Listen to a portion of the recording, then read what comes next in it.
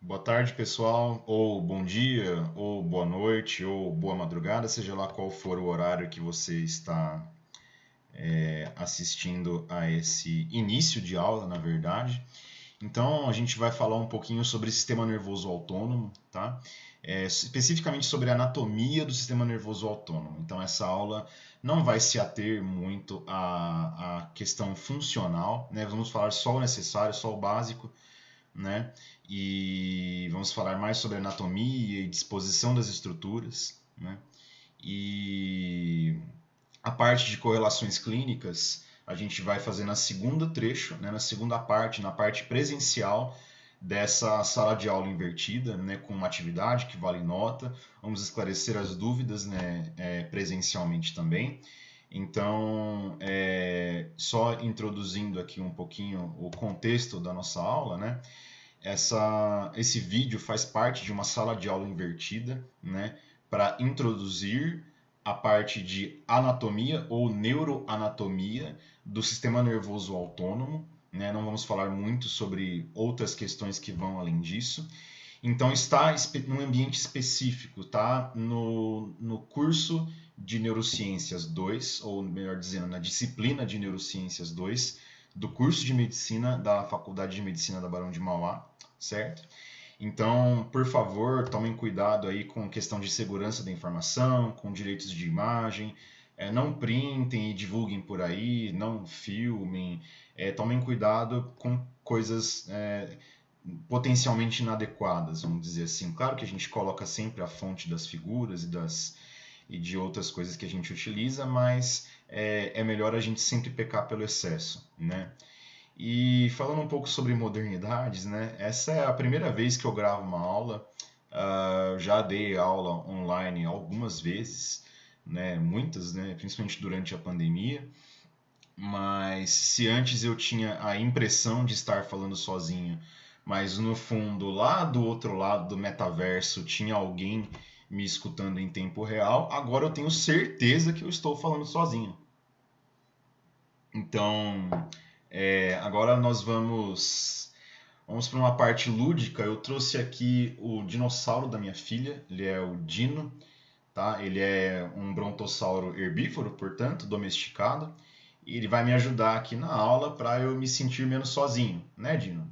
Então a gente vai participar aqui juntos para eu ter menos essa impressão de estar falando sozinho. Essa parte lúdica é importante porque o maior gênio da história da humanidade, ele fez questão de transmitir isso para a gente de algumas formas, né? Então essa famosa foto dele mostrando a língua, né, foi meio acidental. Ele estava saindo de um congresso ou um simpósio lá em Princeton, né, em 1951. E é por acaso aniversário dele, né? Ele estava cansado e quando ele entrou no carro, todo mundo queria tirar foto dele. E aí ele meio que pegou e mostrou a língua para os repórteres insistentes, né, que estavam lá tietando ele a despeito do cansaço dele, num senhor de 72 anos, em seu aniversário, né? Inicialmente os jornais ficaram com receio de publicar essa foto, mas acabaram publicando. E gênio tal qual ele era, ele gostou da foto, né? Na década de 50, vejam, então ele pegou, recortou a foto e ele mesmo divulgou aquela foto e mesmo tendo sido uma foto espontânea, entre aspas, né, meio que sem querer, depois ele utilizou muito essa foto para outros motivos, né? Então ele era um cientista que pensava dessa forma, né? Que muitas vezes o excesso de seriedade pode atrapalhar o estudo. Você precisa de um componente lúdico para você se inspirar, para você ter entusiasmo em relação àquilo. Algumas pessoas são naturalmente entusiasmadas com o estudo, com o aprendizado. Isso vai de questões educacionais, questões individuais, questões até genéticas. Eu não vou entrar em detalhes, mas eu acho que nós professores nós precisamos aos poucos trazer um pouco trechos, né, de componentes lúdicos, até com finalidades didáticas mesmo. E principalmente para tirar esse estigma de que a ciência é algo chato, de que a ciência é algo para pessoas chatas e que A gente não pode se entusiasmar com aquilo da mesma forma como nós nos entusiasmamos com outras atividades puramente lúdicas, né? Então, Dino, obrigado pela sua presença, tá? Então, já falamos um pouco aquilo que eu queria falar. Agora a gente vai falar um pouco sobre definições, né, do sistema nervoso autônomo. Depois vamos falar um pouco sobre embriologia e disposição geral, um pouco sobre anatomia, que é o principal, que é o grosso da aula, tá? E depois falar algumas conclusões, né? Então, o sistema nervoso autônomo, ele coordena algumas atividades, algumas funções automáticas e ou viscerais, muito embora as atividades, as movimentações das vísceras elas sejam quase sempre automáticas, é interessante fazer essa separação para lembrar, né? Porque algumas dessas atividades automáticas não são necessariamente viscerais. Então, ele não funciona a despeito do restante, né? Ele tem um basal, né, que ele não depende do nosso desejo, não depende dos nossos comandos voluntários, né, melhor dizendo, mas ele modula, né, essas funções com base naquilo que a gente precisa. Então ele não é sozinho, ele não é isolado em relação ao restante do nosso corpo ou em relação ao restante da sociedade, do universo, né? O sistema nervoso autônomo, ele controla coisas que necessariamente precisam ser automáticas. Do ponto de vista evolutivo, funções que, se não fossem automáticas, nós não iríamos evoluir, né? Nós não iríamos nos diferenciar enquanto espécies mais evoluídas em relação às menos evoluídas, né? Então, ele controla, por exemplo, a dilatação pupilar, né, ou o aumento do tamanho da pupila, que nós chamamos de midríase. Ele inibe a salivação, inibe o lacrimejamento, ele produz broncodilatação, ou seja, aumento das vias aéreas superiores e médias, para que entre mais ar dentro do seu pulmão quando isso for necessário. Aumento de frequência cardíaca quando é necessário. Liberação de glicose hepática, quando é necessário liberar, em situações que você precisa de mais energia de forma súbita, de forma rápida. Piloereção e sudorese, ou seja, ficar arrepiado, né, na pele e transpirando mais para você conseguir controlar a temperatura superficial, né, reduzir a temperatura da sua pele através da transpiração, né? Reduzir a digestão quando é necessário reduzir a digestão. Consequentemente, vasoconstrição do trato gastrointestinal, né, porque você vai reduzir a digestão, então você vai absorver menos nutrientes, né? Então, redução do tamanho, do calibre dos vasos sanguíneos do trato gastrointestinal. Secreção de adrenalina, quando é necessário secretar adrenalina, né, através da estimulação direta da glândula suprarrenal. Interrupção da micção, quando você precisa, você não tem tempo para pensar em urinar, você precisa inibir aquilo, né? E ejaculação também é um fenômeno autonômico, tá? Por outro lado, o sistema nervoso autônomo ele também produz contração da pupila, que nós chamamos de miose, né? Redução do tamanho da pupila em algumas situações, tá?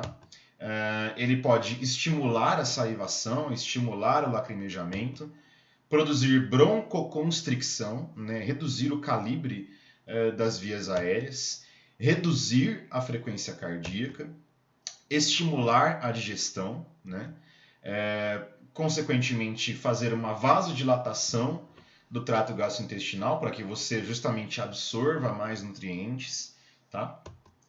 Estimular a micção e a ereção peniana. Então percebam que o sistema nervoso autônomo ele regula atividades automáticas, né, ou autonômicas, né, seja como for, e ao mesmo tempo dicotômicas, né? Padrões comportamentais, padrões funcionais do nosso corpo, que é sim ou não, né? Que é você ficar parado ou você sair correndo de repente, que é você conseguir deitar para descansar e absorver aquele alimento, ou você sair correndo quando chega um predador. Então, nós chamamos essa divisão funcional dentro do sistema nervoso autônomo de simpático e parasimpático, tá? O simpático, no português isso foi adaptado como luta ou fuga, tá? Mas aqui no contexto animal, vamos dizer assim, fight or flight, tá? E o parasimpático, descansar e digerir, né? Que seria em inglês rest or digest, né? Então, o sistema nervoso autônomo, ele trabalha conforme aquilo que o ambiente exige de nós, né? Mas sem a necessidade de um controle voluntário. Então, ele é autônomo, porém ele não ele não existe sozinho, né? Se o nosso cérebro, quando a gente tem morte encefálica, né? Dali algumas horas ou poucos dias, o seu coração vai parar de bater, né? Então não tem sentido a existência do sistema nervoso autônomo sem a vida, né? Sem a vida do telencéfalo, vamos dizer assim, né? Mas ele é modulado, né, por questões externas ao sistema nervoso autônomo, de dentro do nosso corpo ou do ambiente, a despeito do nosso controle voluntário, perfeito? Nós conseguimos, em algumas situações, voluntariamente modular o sistema nervoso autônomo mais para o simpático ou mais para o parasimpático, por exemplo, na yoga, né? Ou na meditação, enfim, não vou entrar em detalhes em relação a isso. Mas nós não conseguimos desligar o sistema nervoso autônomo, só quando a gente morre, né? Diferente da movimentação do meu braço, né? Eu consigo fazer ele parar de mexer quando eu quero, né? Então a gente pode voluntariamente modular esse pêndulo, né, para simpático ou parasimpático, mas nunca desligá-lo, né?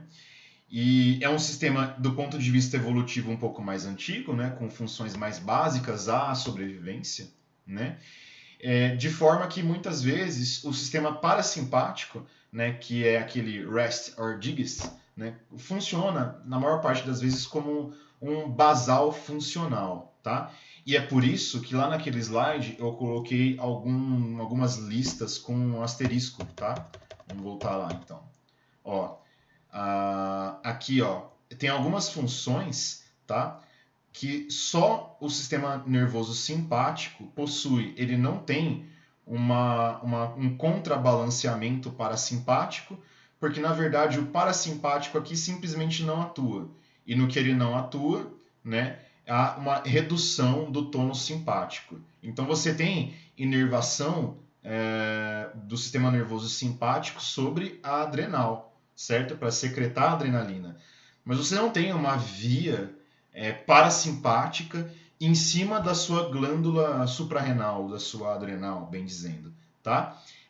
No caso, você tem o basal, tá? Que seria mais para o parasimpático, e em situações específicas em que você precisa secretar adrenalina, ou produzir piloereção, ou produzir sudorese, você tem um pulso do sistema nervoso simpático para atuar em cima daquilo.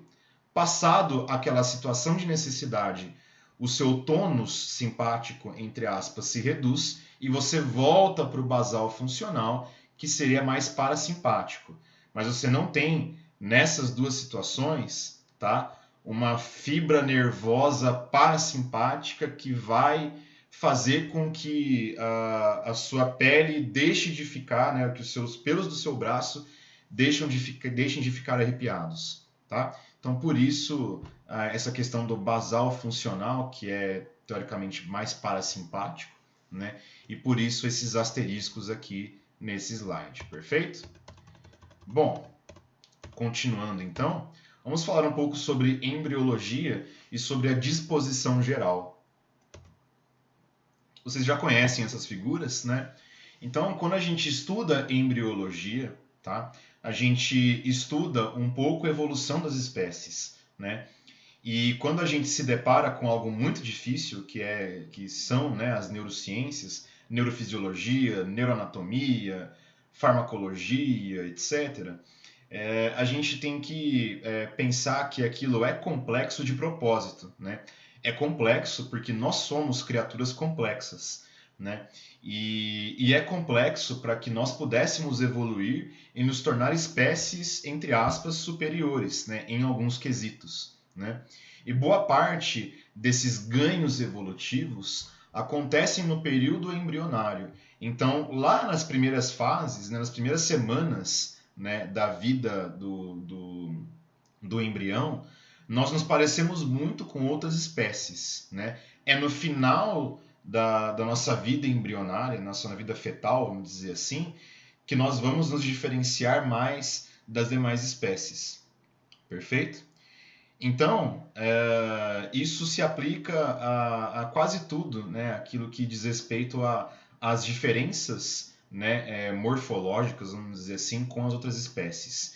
E não é diferente em relação ao sistema nervoso, tá?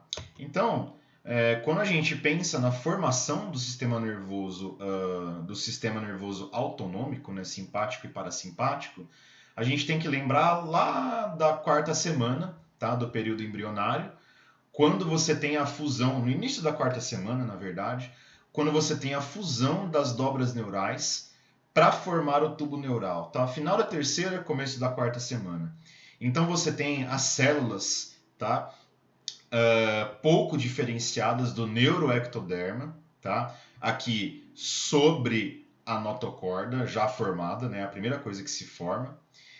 E aos poucos a dobra neural vai se unir uma ponta com a outra, inicialmente entre o quarto e o sexto somitos, né? E depois se estendendo ao longo do restante do tubo neural para formar o próprio tubo neural. Então ele era uma estrutura bidimensional e vai se dobrar para formar uma estrutura tridimensional, no caso um tubo, né? Esse tubo, né, é o tubo neural e é ele que vai dar origem ao sistema nervoso central, tá ok?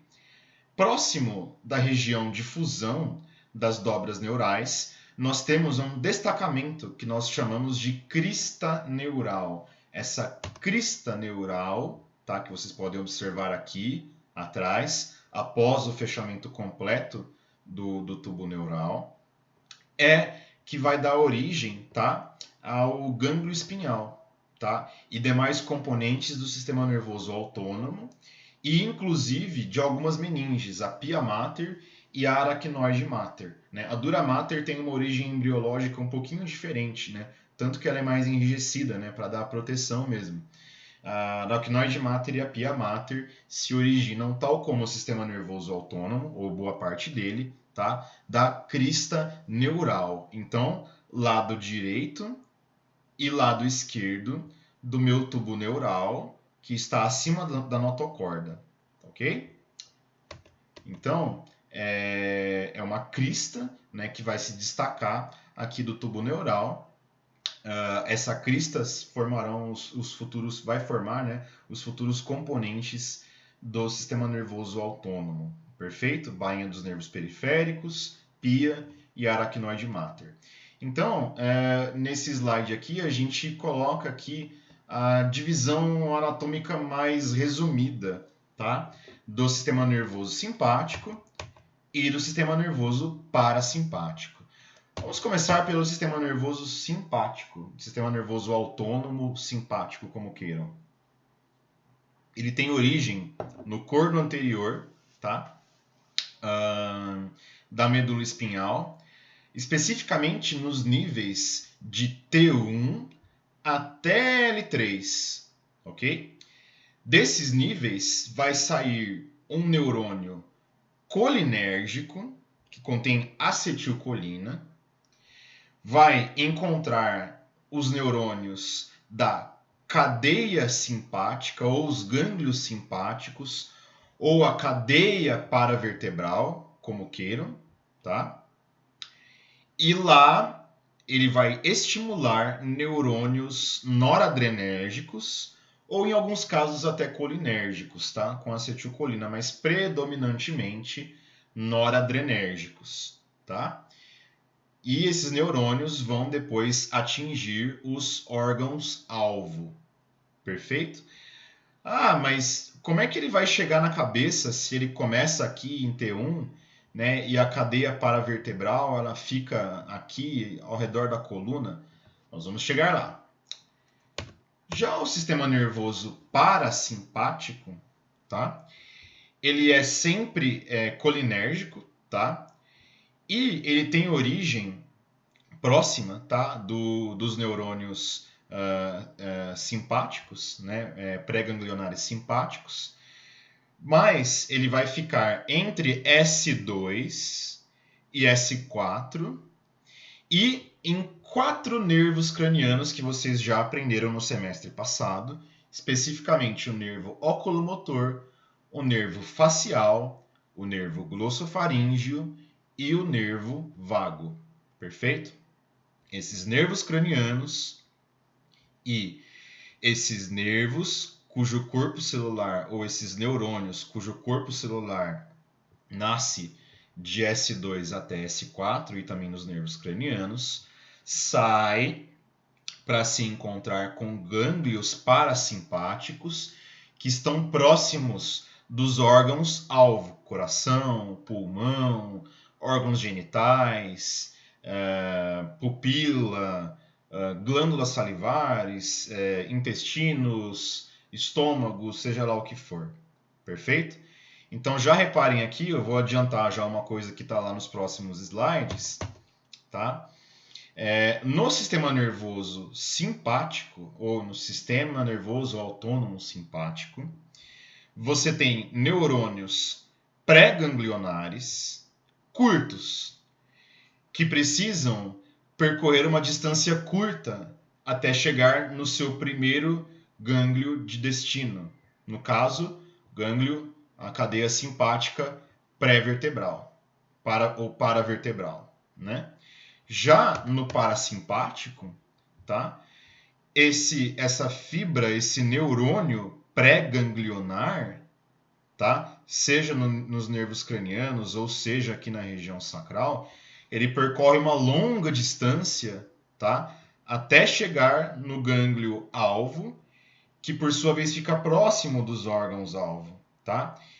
Então, as fibras pré-ganglionares, tá? Elas percorrem uma distância maior, tá? Até chegar nesse gânglio, porque no sistema nervoso parasimpático, o gânglio fica próximo dos órgãos de interesse.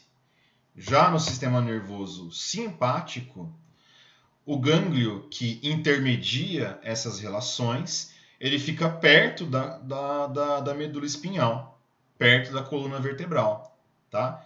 Então, aqui há uma distância mais curta, tá? Então, uma característica anatômica que diferencia esses dois componentes do sistema nervoso autônomo, perfeito?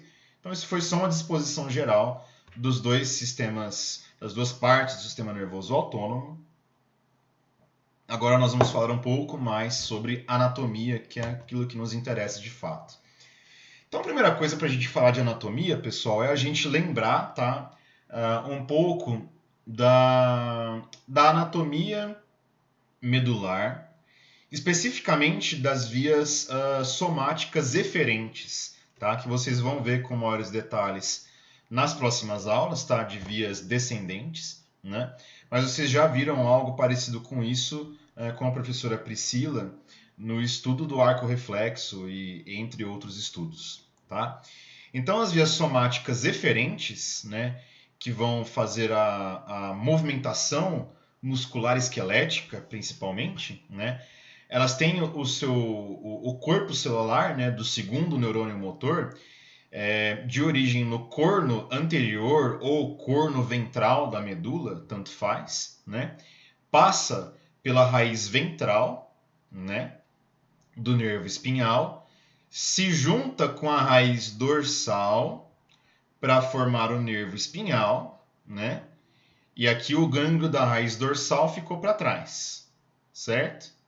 Aqui nós já juntamos as duas fibras para formar o nervo espinhal. Formado o nervo espinhal, então, esse neurônio vai continuar com o seu prolongamento axonal em direção ao seu músculo de interesse, seja ele qual for, ok? O sistema nervoso autônomo, né, ele tem alguns intermediários, a depender de qual nós estamos nos referindo. Então, as eferências simpáticas, né, elas têm origem no núcleo intermédio lateral, tá? Um pouquinho atrás do núcleo ventral, ou do corno ventral, perdão, ou corno anterior da medula, tá? Passa, tá? Pela parte ventral, né, do nervo espinhal, pelo ramo ventral, e ele vai em direção à cadeia simpática, tá? Ou gânglios da cadeia simpática, ou simplesmente gânglios paravertebrais, ok? Que tem uma cadeia do lado direito, uma cadeia do lado esquerdo. Aqui nós estamos mostrando só do lado esquerdo, perfeito? Após chegar aqui, ó, fazer essa curvinha aqui da fibra em azul e se conectar com o primeiro neurônio aqui, pós-ganglionar, né? Esse estímulo vai descer para o restante da cadeia simpática paravertebral e, ao mesmo tempo, vai se dirigir ao órgão de interesse, tá? Esse órgão de interesse pode ter ou não um gânglio pré-vertebral, tá? Não são todos os órgãos de interesse que têm esse gânglio pré-vertebral. O principal exemplo são os intestinos, tá? Nós vamos explicar um pouco mais adiante. Então, resumindo, as eferências simpáticas nascem no núcleo intermédio lateral, passam pelo restante do corno ventral da medula espinhal, passam junto com as fibras motoras por dentro do ramo ventral do nervo espinhal, e uma parte dessa informação vai para o órgão alvo de interesse naquela altura da medula espinhal, e a outra parte vai para o restante. Tá ok? Muito bem. Em alguns casos, você pode ter o gânglio pré-vertebral, como por exemplo no estômago e nos intestinos, em alguns casos, não. Já no sistema nervoso, ou melhor dizendo, nas eferências parasimpáticas, tá?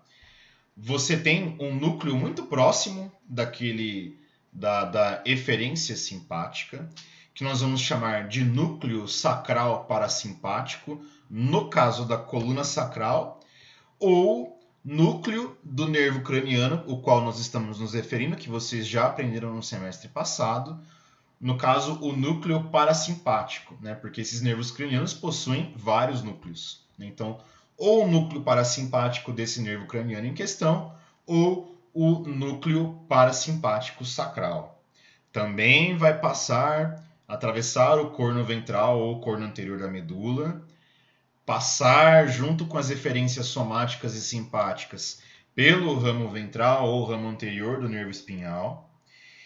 E ao invés dele passar pela cadeia paravertebral, tá? Ou ganglionar simpática, como queiram, que é puramente simpática, ele passa reto, tá? E vai percorrer aquele longo trajeto que eu já falei para vocês até o gânglio terminal, tá? Próximo do órgão de interesse. Perfeito? Então, algumas diferenças então sobre a anatomia do sistema nervoso das eferências simpáticas e das eferências parasimpáticas. Bom, então vocês já haviam se perguntado como o sistema nervoso, ou melhor dizendo, o sistema nervoso autônomo simpático, né, consegue atingir as regiões cervicais e cranianas, porque eu preciso do sistema nervoso autonômico simpático, né, para poder dilatar minha pupila, por exemplo, né? Então, se a origem dele é lá em T1 até L3, como que ele chega até lá? Ele chega até lá através de 3 gânglios cervicais, que nós vamos chamar de o mais inferior, gânglio estrelado ou cérvico-torácico, que pode ser alvo de bloqueio anestésico para algumas síndromes dolorosas, tá? O gânglio cervical médio, que é uma variação anatômica, entre aspas, tá? Ele é meio inconstante, tem pessoas que têm e pessoas que não têm. E mais acima, tá? Bem próximo aqui da carótida interna, tá? O gânglio cervical superior. Então percebam, tá? Que as nossas fibras simpáticas, tá? Elas saem da cadeia vertebral que está aqui embaixo, da cadeia paravertebral ou gânglios paravertebrais, como queiram, e se projeta ao longo da região cervical e para dentro do nosso crânio, do ladinho da artéria carótida interna. Perfeito? Então, como que é com o sistema nervoso parasimpático? Eu já expliquei mais ou menos como que funciona o simpático, né? E o parasimpático? Bom, o parasimpático ele tem os seus componentes lá dentro já, né? Como eu já disse para vocês lá naquele slide aqui, né? O parasimpático ele tem os seus componentes próprios intracranianos, através dos nervos cranianos, e os seus componentes sacrais. Então, diferentemente do sistema nervoso autonômico ou autônomo simpático, que precisa daqueles gânglios cervicais que eu já me referi, né? O parasimpático ele já tem os seus componentes lá dentro, que aqui estão nessa figura do Blumenfeld. Então vamos lá. Primeiro, a gente precisa ter o quê? Constrição pupilar. A vasodilatação pupilar é simpático, né? E a constricção pupilar, ou seja, a redução do tamanho da pupila para entrar menos luz, né? É parasimpático. Ela acontece graças ao terceiro nervo craniano, que é o nervo oculomotor, cujo núcleo parasimpático é o núcleo de Edinger-Westphal. Essa fibra pré-ganglionar se dirige até o gânglio ciliar. Para lembrar, lembra de cílio, né? Cílios, né? Gânglio ciliar. Ok? Ele vai fazer aqui a constrição da pupila, ou melhor dizendo, a miose. Perfeito? Guardem assim, miose é uma palavra menor do que a palavra midríase. Então, miose reduz a pupila, midríase aumenta a pupila, ok? E também contração do músculo ciliar das lentes, ok? Bom, nós temos logo abaixo, né, lá na transição bulbopontina, tá? O núcleo de Edinger-Westphal é mesencefálico, certo? Na origem do terceiro nervo, que é o oculomotor, tá? Aqui, o próximo componente, que é o sétimo nervo craniano, ou o nervo facial, tá? Ele se origina mais ou menos na transição bulbopontina, tá? Um pouco mais na ponte do que no bulbo, mas rigorosamente transição, né? E ele tem um núcleo parasimpático, né? Que é o núcleo salivatório superior. Essa fibra pré-ganglionar vai se dirigir e vai se dividir entre nervo petroso superior, tá? E o restante, tá? Do nervo facial. É esse restante do nervo facial, aqui embaixo, que vai sair, entre aspas, pelo forame estilomastoideu, tá bom? Por outro lado, lá dentro do crânio, antes de ter essa divisão, tá? Ele sai de dentro, né, da caixa craniana, né, do crânio, vamos dizer assim, pelo meato acústico interno, tá? Então, ele nasce no núcleo salivatório superior, sua parte parasimpática, sai pela transição bulbo-pontina, depois pega um túnel, tá? Que é o meato acústico interno, junto com o nervo vestíbulo coclear. E lá dentro ele vai se dividir em nervo petroso maior ou superior, tanto faz, tá? E o restante do nervo facial aqui embaixo e o nervo corda do tímpano, ok? Não à toa ele fica bem perto das estruturas auditivas da cóclea, né, e também do labirinto, tá? Então, nervo petroso superior ou maior, tanto faz, né? Nervo corda do tímpano e restante, tá, do nervo facial. Perfeito? O nervo petroso superior, ele vai se dirigir até um gânglio, que é o gânglio esfenopalatino ou ptérigo-palatino, tanto faz, tá? Alguns autores falam esfenopalatino, outros falam ptérigo-palatino, tá?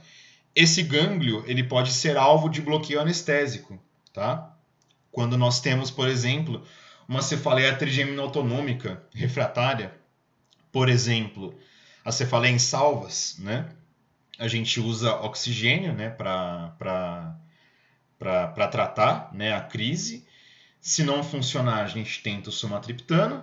Se não funcionar, a gente faz o bloqueio esfenopalatino, tá? Ele é bem profundo lá atrás, próximo das coanas, né? Bem lá no fundo. E a gente acessa ele, né, através da cavidade nasal. Você coloca um cotonete bem comprido, tá, por dentro do nariz, embebido em anestésico local, por exemplo, a lidocaína, e vai ao longo da sua mucosa nasal, lá no fundo, quase que como um teste de Covid, tá, só que mais profundo ainda, até o gânglio esfenopalatino ou ptérigo-palatino, tá? Então, o sistema nervoso autônomo ele também trabalha na fisiopatologia de alguns tipos de dor, tá? Mas fechando o parêntese, então, essa fibra, então, do nervo facial vai até o gânglio esfenopalatino ou ptérigo-palatino e de lá vai em direção às nossas glândulas lacrimais. Perfeito? Estimulando o lacrimejamento, seja um simples lacrimejamento para lubrificar o nosso olho, que acontece o tempo todo, ou para chorar mesmo, tá bom? Então, é esse o trajeto, tá? O próximo nervo de interesse é o nono nervo craniano, ou o glossofaríngeo, tá? Ele tem origem também na transição bulbo-pontina, mas um pouquinho mais para baixo do que o facial em termos de núcleo, tá? Não em termos de saída do nervo, em termos de núcleo, tô falando. E esse núcleo nós vamos chamar de núcleo salivatório inferior. Então você tem um núcleo salivatório superior, que é um núcleo do nervo facial. E você tem o núcleo salivatório inferior, que é do glossofaríngeo, que é a parte parasimpática do glossofaríngeo. Perfeito? O nervo glossofaríngeo, portanto, ele vai se dividir lá embaixo, tá, em dois. Ele vai continuar como glossofaríngeo em direção à sua faringe, né, para fazer a sensibilidade daquela região e também a inervação motora de algumas regiões, mas poucas. Tá? Ele é predominantemente sensitivo, esse nervo. E vai se dividir superiormente, tá, no nervo petroso inferior. Perfeito? O nervo petroso inferior, ele vai se dirigir ao gânglio óptico, com T, sem o P, tá? Óptico, OT é ouvido, audição, otorrinolaringologista, tá? Já óptico, OP, aí sim a divisão. Não confundam. Então, gânglio óptico, próximo do ouvido, tá? Então, o gânglio óptico, ele vai emitir um nervinho que vai vir até a glândula parótida, tá? Ajudando na salivação, ok? Esqueci de falar, né? Mas agora voltando, o nervo facial, que é o 7º nervo craniano, né? Ele também, tá? Através do corda do tímpano, que eu já havia falado, desce em direção a outro gânglio, que é o gânglio submandibular, também estimulando a secreção salivar através da glândula sublingual e submandibular, ok? Então a nossa salivação, ela ocorre graças a 2 nervos cranianos, o 7º, que é o facial, e o 9º, que é o glossofaríngeo. Núcleo salivatório superior, núcleo salivatório inferior. Tem outros núcleos. Não são os únicos núcleos desses nervos. Tomem cuidado. Tá? Então, 7º nervo e 9º nervo. Por fim, o nosso 4º e último nervo que tem função parasimpática dentro do nosso crânio, do nosso encéfalo, é o 10º, que é o nervo vago. Perfeito? Então, o nervo vago, tá? É o nervo que vai descer, tá? Pelo seu pescoço, para atingir lá embaixo todos os órgãos-alvo de interesse do sistema autonômico ou autônomo parasimpático. Ok? Então, o sistema nervoso autonômico simpático, ele desce e sobe, tá? Do meio para cima, do meio para baixo. Já o parasimpático, se for nervo craniano, ele desce. Se for região sacral, ele sobe. Dessa forma, todo o nosso corpo, tá, vai ter inervação simpática e inervação parasimpática. Ok? O núcleo parasimpático do 10º nervo craniano, que é o nervo vago, nós vamos chamar de núcleo dorsal motor do vago ou do 10º nervo craniano, tá? CN é cranial nerve. Só para, enfim, vocês devem saber inglês melhor do que eu. Então sai desse núcleo, tá? Que fica bem posterior em relação aos demais e mais para baixo, tá? Ele emerge, tá? Do bulbo, parte mais superior aqui do bulbo, tá?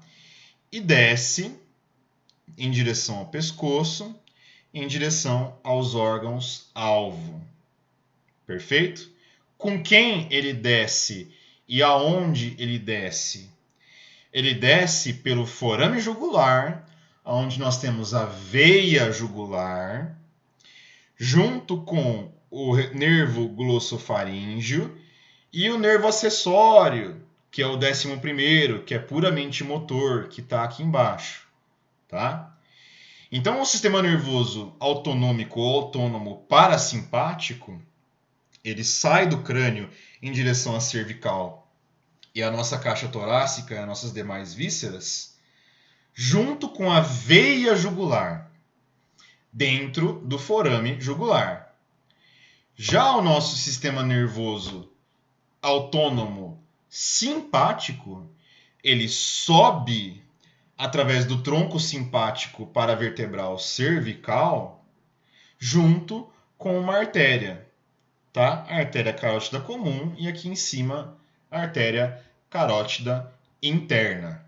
Então, o simpático sobe junto com a artéria, o parasimpático desce junto com a veia. Perfeito? Mais uma coisinha para vocês fazerem os seus mnemônicos. Certo? Então, aqui nós temos a fissura orbitária superior, por onde sai o nervo oculomotor.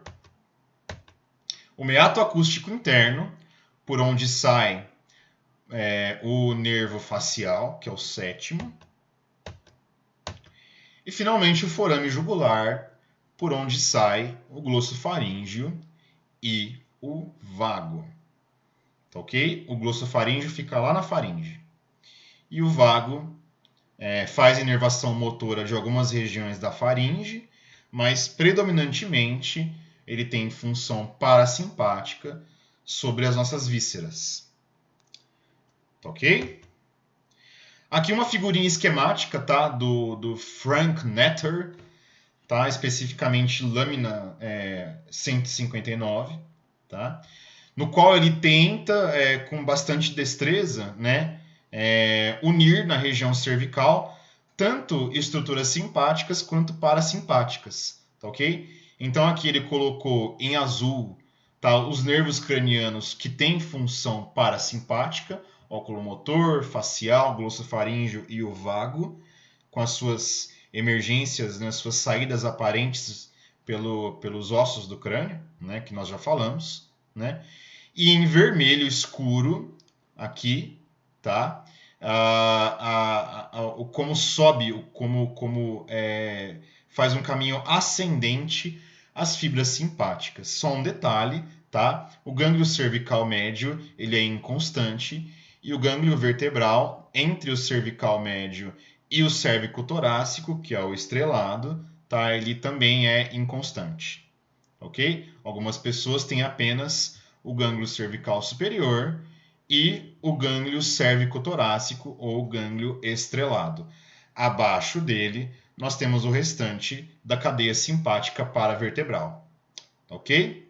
Aqui em azul, vocês percebem, portanto, como o nervo vago ele desce pelo forame jugular junto com o glossofaríngeo, mas ele faz inervação motora da faringe, mas ele desce até lá no fundo, lá embaixo, para atingir o seu coração, o seu pulmão, o seu estômago, etc. Tá ok? Perfeito? Então, aqui nós temos uma figurinha, acho que é a melhor que eu já vi, tá? E eu até falo para vocês pegarem. Eu já passei para o representante de turma de vocês o arquivo em PDF do Blumenfeld, tá? Para vocês estudarem. Não coube no portal, tem 72 MB, no portal é até 50 MB só. E na página 240, tá, do livro, tá, do PDF vai ser 250 e poucos, vocês vão ver esse esquema que é maravilhoso, tá? Porque ele coloca todos os órgãos-alvo, recebendo as referências tanto simpáticas como parasimpáticas, tá? As parasimpáticas saindo dos nervos cranianos ou da região sacral de S2 a S4 e as simpáticas aqui, tá? De T1 até L3 com o intermédio, né, da cadeia simpática paravertebral, tá? Aqui com os gânglios cervicais que sempre estão presentes no caso, tá? O gânglio cervical superior e o gânglio estrelado, tá? Ou cervical inferior. E reparem aqui que as fibras colinérgicas, tá? Ou seja, que secretam acetilcolina, estão em azul, perfeito? E as fibras adrenérgicas, que secretam adrenalina, noradrenalina, no caso, estão em vermelho. Então percebam que o sistema nervoso parasimpático ele é sempre colinérgico, tá? Já o sistema nervoso simpático ele tem fibras, tá, pré-ganglionares, sempre colinérgicas, tá? E as fibras pós-ganglionares podem ser colinérgicas ou adrenérgicas, tá? Ah, professor, você tinha falado lá atrás, naquele slide, sobre aqui, ó, o gânglio pré-vertebral, tá? Que só tem no sistema simpático, tá? E só em algumas vísceras, não são em todas, tá? O gânglio pré-vertebral, ele é um segundo intermediário, tá? Vamos voltar lá para aquela figura. Os gânglios pré-vertebrais, eles são 3, tá? Eles são, de cima para baixo, o gânglio celíaco, tá? Um segundo intermediário após a cadeia paravertebral. O gânglio mesentérico superior e o gânglio mesentérico inferior, certo? O gânglio celíaco, tá? Ele vai dar o tônus simpático de algumas vísceras abdominais, especificamente fígado, para liberar glicose na circulação sanguínea através da glicogenólise, que vocês aprenderam lá na bioquímica. Estimula adrenergicamente ou noradrenergicamente, tá?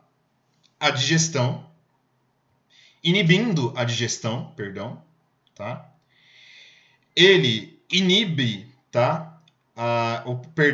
Ele estimula a secreção pancreática, tá? De algumas enzimas.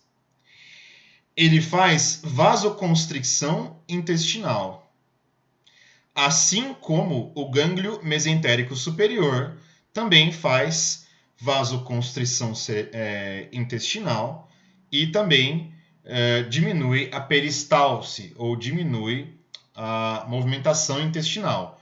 Porque quando você está fugindo de um predador, você não pode defecar, perfeito? Não combina, né? Não dá tempo. Então, para você fugir do predador, você precisa ter dilatação pupilar, aceleração cardíaca, aumento do fluxo de ar dentro dos pulmões, tá? Liberação de glicose na circulação sanguínea e inibição, tá?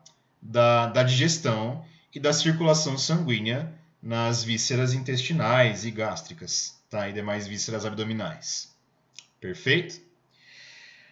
Ainda sem o intermédio desse gânglio pré-vertebral, seja ele celíaco ou mesentérico superior ou mesentérico inferior, nós temos o estímulo sobre a glândula adrenal, tá? Que eu falei para vocês que é só simpático, perfeito? Que é só a secreção, só produz secreção de adrenalina, né? Por parte da glândula adrenal ou suprarrenal. E o simpático seria a inexistência do estímulo simpático, que seria o nosso basal, né? E mais aqui embaixo, aqui, o gânglio mesentérico inferior, que também contribui, tá?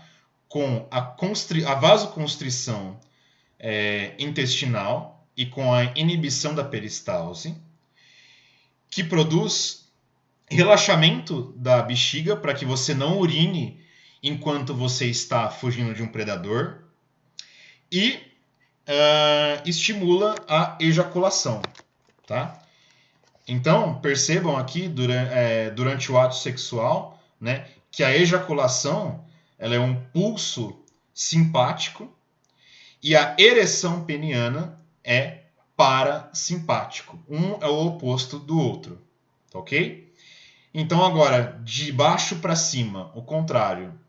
Você tem aqui os gânglios parasimpáticos, tá? Próximos dos órgãos-alvo, tá? Aqui pequenininho, aqui pequenininho, aqui pequenininho, aqui também pequenininho, tá ok? Próximo dos órgãos-alvo, diferente, tá? Das fibras pós-ganglionares simpáticas que percorrem, né, um caminho mais longo até chegar no órgão-alvo, porém as pré-ganglionares fazem um trajeto mais curto, né? Então você tem ereção peniana, tá? relaxamento da bexiga, perdão, contração da bexiga para que você consiga urinar. Por isso que você só consegue urinar quando você está relaxado, tá? Peristalse intestinal e vasodilatação intestinal para você poder absorver os nutrientes e para você poder defecar, ok? Estimulação das demais vísceras, tá? Abdominais. No caso, estimulação da digestão com aumento da secreção ácida do estômago, tá? Então, o sistema nervoso autônomo parasimpático, ele estimula a movimentação gástrica e estimula a secreção ácida do seu estômago, ok? O fígado não recebe fibras parasimpáticas, o basal dele é simplesmente secretar pouca glicose, ele apenas aumenta quando tem o estímulo simpático, mas ele não tem o estímulo parasimpático direto, tá? Os batimentos cardíacos vão se reduzir graças ao seu sistema nervoso parasimpático, tá? Tudo isso através do nervo vago, tá? Aqui, constrição das vias aéreas superiores e médias, tá? E estimulação da salivação, do lacrimejamento e da constrição pupilar, para você poder deitar e fazer aquela siesta, tá ok? Então percebam que há uma certa dicotomia, né, entre o que é parasimpático e o que é simpático, mas dicotomia não significa necessariamente simetria, tá? São sistemas, entre aspas, dicotômicos, tá? Em que o pêndulo está cada hora para um lado diferente, tá? Mas eles não são simétricos, eles não são espelho um do outro, tá? O parasimpático, nervos cranianos e sacrais. O simpático tem vários intermediários, tá? Extras, né? Que o parasimpático não tem. E apenas de T1 até L3. Perfeito? Página 240 do Blumenfeld. Então, o simpático, como eu já falei, vai ter sinapses adrenérgicas e colinérgicas, tá? As fibras pré-gangliônicas ou pré-ganglionares, tanto faz, são curtas, tá? E podem ir até o órgão-alvo ou até as cadeias, e vão até as cadeias paravertebrais direita e esquerda, tá? Que no caso corresponde lá na embriogênese, que vocês lembram, às duas cristas neurais, tá? Tem origem no corno anterior da medula, né? Na parte de trás do corno anterior, na verdade, né? De T1 até L3, tá? E tem essa peculiaridade de ter um intermediário extra, que são os gânglios pré-vertebrais, tá? Que constituem o plexo celíaco. Plexo celíaco, que eu já expliquei para vocês, que é o gânglio celíaco mais o gânglio mesentérico superior e o gânglio mesentérico inferior. O plexo celíaco, ele está próximo da artéria aorta, ok? Então, quando vocês estiverem lá em sistemas, tá, com a professora Camila, vocês vão pedir para que ela mostre para vocês, tá, lá nas peças de cavidade abdominal, tá, o plexo celíaco, tá, que é o gânglio celíaco, mesentérico superior e mesentérico inferior, tá, que são os gânglios pré-vertebrais, que são os intermediários extras do sistema nervoso autonômico simpático. Já o parasimpático, aqui em azul, são sinapses sempre colinérgicas, obrigatoriamente colinérgicas, tá? As fibras pré-gangliônicas ou pré-ganglionares são longas, por exemplo, o nervo vago, aqui ó, gigante, né? Até chegar no pequenininho gânglio parasimpático mais próximo do órgão-alvo, do órgão de interesse, tá? E lá ele vai atingir o órgão-alvo. E tem origem nos núcleos parasimpáticos dos nervos cranianos. Tem outros núcleos, como eu já falei para vocês, os núcleos parasimpáticos desses nervos cranianos, terceiro, sétimo, nono e décimo, e também, tá, na parte mais posterior do corno anterior da medula de S2 até S4, perdão. Então, lembrem-se que o sistema nervoso autônomo, ele é autônomo entre aspas, tá? Ele funciona sem a necessidade do nosso desejo, né? Da nossa consciência, né? Você não precisa ficar mandando o seu coração bater o tempo todo, mas ele é modulado por estímulos corpóreos, tá? E estímulos ambientais. Então, se você forçosamente começar a respirar rápido, o seu coração vai começar a bater mais rápido, tá? Então, você está modulando o seu sistema nervoso autônomo. Então, ele é autônomo entre aspas, tá? Então, a amígdala e o hipotálamo, né, que estão, principalmente a amígdala, né, relacionada às emoções e aos comportamentos relacionados a essas emoções, como vocês já aprenderam lá na aula de sistema límbico, né, se conecta com o hipotálamo, principalmente através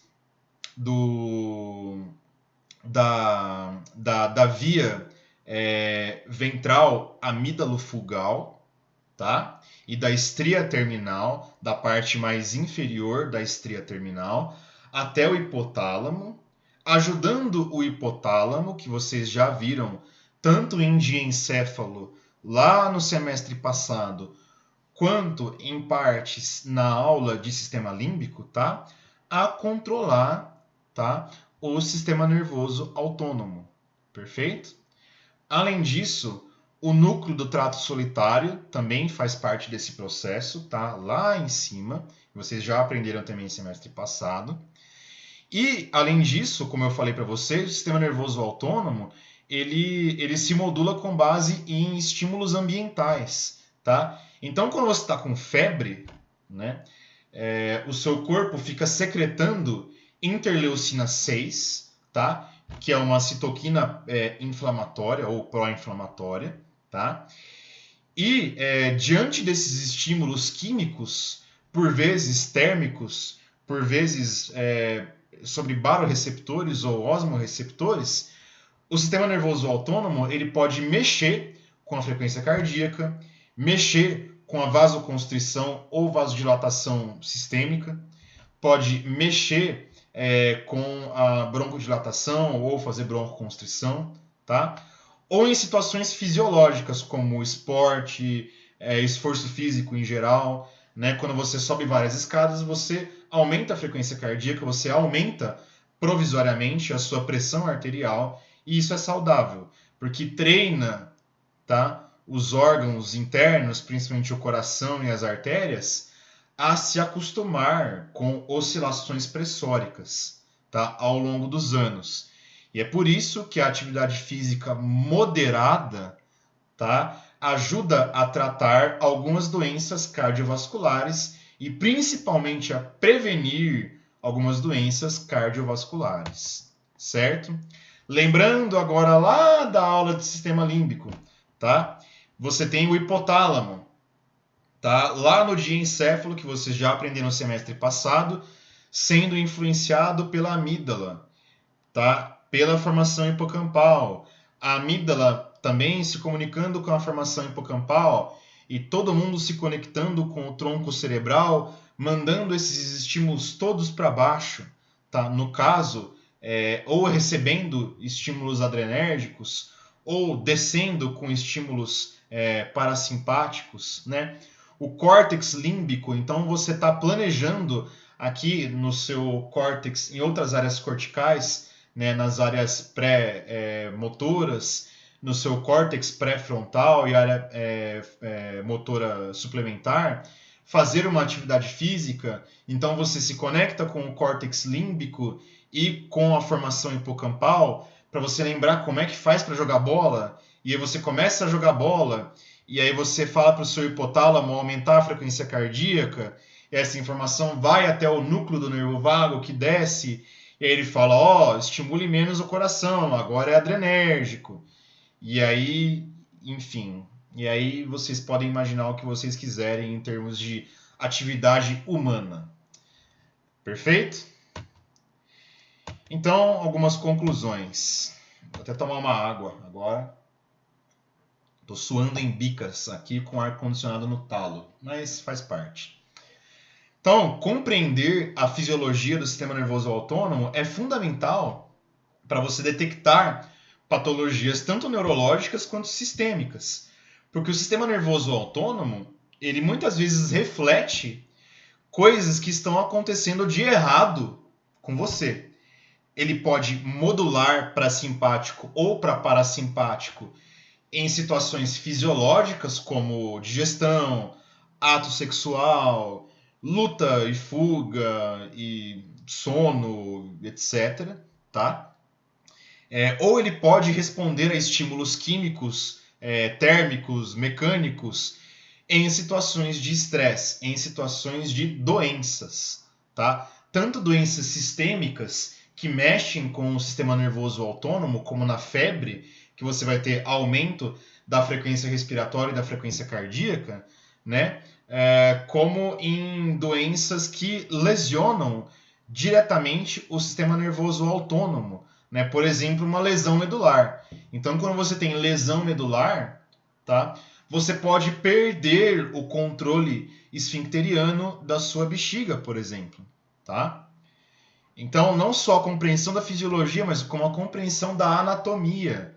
Tá? Então, compreender a anatomia do sistema nervoso autônomo é fundamental para que, após detectar algo de errado, você possa tentar, com base em dados semiológicos que vocês vão aprender lá para frente, topografar lesões dentro do sistema nervoso, como um todo.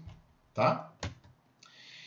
Então, o sistema nervoso autônomo ele tem autonomia, porém ele também é modulado por estímulos externos ou exteriores normais, como emoções, atividade física, iluminação, né, que faz com que a sua pupila se contraia, ou falta de iluminação, que faz com que a sua pupila dilate para poder entrar mais luz dentro do olho, tá? Ou estímulos anormais, como infecções, tumores, distúrbios químicos, tá? Podem ocorrer distúrbios sistêmicos, tá? Distúrbios de todo o sistema neurológico ou distúrbios que são específicos do sistema nervoso autônomo, que vocês vão aprender lá em neurologia, tá? E aguardem a nossa atividade prática, que vai ser muito interessante. Vocês vão adorar e vocês vão tirar nota máxima, porque eu sei que vocês vão assistir esse vídeo 200 mil vezes, vão ficar sedentos por conhecimento e vão cobrar imediatamente que o representante de turma mande o livro para vocês, porque vocês querem ler a mais. Esse livro é uma leitura opcional, tá? Opcional, não faz parte da grade de conteúdo programático oficial da disciplina. Eu só passei esse livro para vocês porque eu acho que as figuras desse livro são mais didáticas, apesar de serem in English. Perfeito? Então esse é o meu contato para vocês, enfim, falarem comigo, qualquer necessidade, seja ela qual for, tá? Essa é a capa do livro, tá? Se vocês se interessarem. Lembrando que ele é opcional, tá? E finalmente terminamos a nossa aula. Aqui eu deixei aberto para vocês, tá? O livro, tá? No PDF ele é página 266, então, mas no livro físico que eu tenho aqui em casa, ele é página 240, tá? Então aqui vocês conseguem ver melhor aquela figura que é sensacional, tá? Ficou meio desfocado, mas eu tive que pôr mesmo assim, porque a figura é boa para caramba, tá? Então aqui vocês observam a falsa dicotomia, né, que existe entre sistema nervoso simpático e parasimpático. Falso porque existe um pêndulo funcional, mas do ponto de vista anatômico não é dicotômico, é bem assimétrico, né? Pelo contrário, tá? Então, dilatação pupilar, constrição pupilar. Estimula a salivação ou reduz a salivação. Broncodilatação ou broncoconstrição. acelera o batimento cardíaco ou reduz o batimento cardíaco, né? Estimula a digestão ou atrapalha ou interrompe provisoriamente a digestão, né? Estimula a ejaculação ou estimula a ereção peniana e a micção e o que quer que vocês pensem, tá? Aqui tem aquelas, dá para ver melhor, aquelas funções que recebem inervação exclusivamente simpática, onde a atividade parasimpática é simplesmente a ausência do estímulo simpático, né? Então você tem aqui, ó, inervação simpática, tá, sobre as glândulas sudoríparas, né, para você transpirar, sobre o folículo capilar para você ter a piloereção, né, a vasoconstrição, tá, de vasos sanguíneos sistêmicos, tá? Então, ou você tem os vasos sanguíneos relaxados no seu basal, ou você tem eles contraídos pelo sistema nervoso simpático, tá? É aí que algumas drogas que reduzem a pressão arterial trabalham, tá? Aqui, estímulo exclusivamente simpático sobre a glândula suprarrenal ou adrenal, tá? Para estimulação de noradrenalina ou não, tá? E acho que é isso que eu queria passar para vocês. Deixa eu ver se eu saio um pouco do vídeo aqui. Saio um pouquinho do vídeo, paciência. Muito obrigado. Digam tchau pro Dino. Tchau, pessoal. Até a próxima. Opa, aqui. Tá fora, Dino. Aí, pronto. Tchau.